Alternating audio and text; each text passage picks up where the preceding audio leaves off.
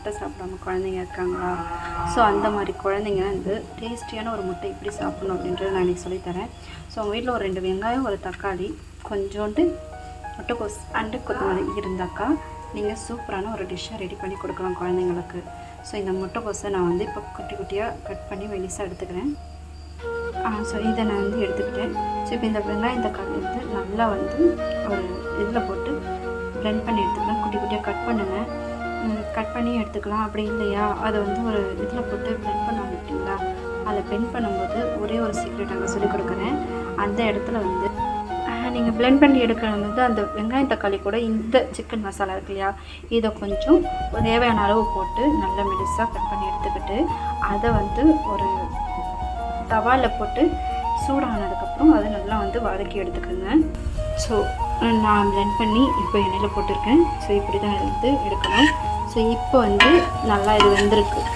So இது கூட வந்து நான் 2 முட்டையை உடச்சி ஊற்றுறேன். 2 முட்டையை உடச்சி ஊற்றிக்கிட்டேன். ஸோ இதை வந்து இது கூட சேர்த்து மிக்ஸ் பண்ணிக்கிறேன். இப்போ இதில் வந்து உங்களுக்கு இது வந்து ரொம்ப ட்ரையாக இருக்குது அப்படின்னா கொஞ்சோண்டு எண்ணெய் விட்டுக்கணும். நீங்கள் எனக்கு இந்த எண்ணெய் போதும். மோஸ்ட்லி வந்து ஆயில் வந்து கம்மியாக சேர்த்துக்குங்க, அதுதான் ரொம்ப நல்லது.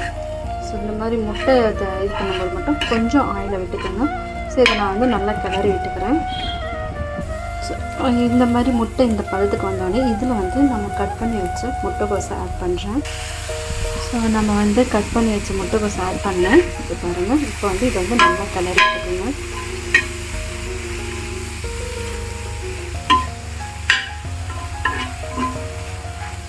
இதில் கொஞ்சம் முட்டைக்கோஸ் வந்து ரொம்பவுமே வெந்துமே இருக்கக்கூடாது, வேகாமலும் இருக்கக்கூடாது. ஸோ மீடியம் பதத்தில் இருக்கிற அளவுக்கு நீங்கள் இதை குக் பண்ணி எடுத்துக்கோங்க.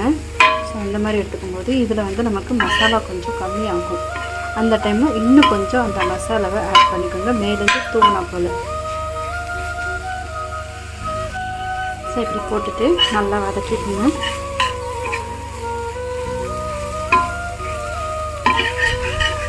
உங்களுக்கு இதில் வந்து இன்னும் கொஞ்சம் முட்டையை போட்டுக்கணும் அப்படின்னாக்கா இன்னொரு முட்டை கூட உடச்சி ஊற்றிக்கோங்க.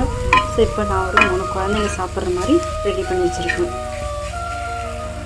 உப்பு தேவையான அளவு போட்டுக்கோங்க. ஸோ இது கூட வந்து ஃபைனலாக கொஞ்சோண்டு எலுமிச்சை பழத்துடைய சாறை ஆட் பண்ணிக்கோங்க.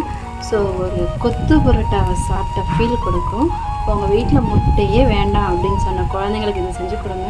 திரும்ப திரும்ப செஞ்சு கொடுக்க சொல்லி கேட்பாங்க. ஸோ இந்த வீடியோ உங்களுக்கு பிடிச்சிருந்தா லைக் பண்ணுங்கள், ஷேர் பண்ணுங்கள், மறக்காமல் சேனலை சப்ஸ்கிரைப் பண்ணிக்கோங்க. ஃபைனலாக இது எப்படி இருக்குன்றதை காட்டுறேன். ஸோ ஃபைனலாக ரெடி ஆகிடுச்சு. தேங்க்ஸ் ஃபார் வாட்சிங்.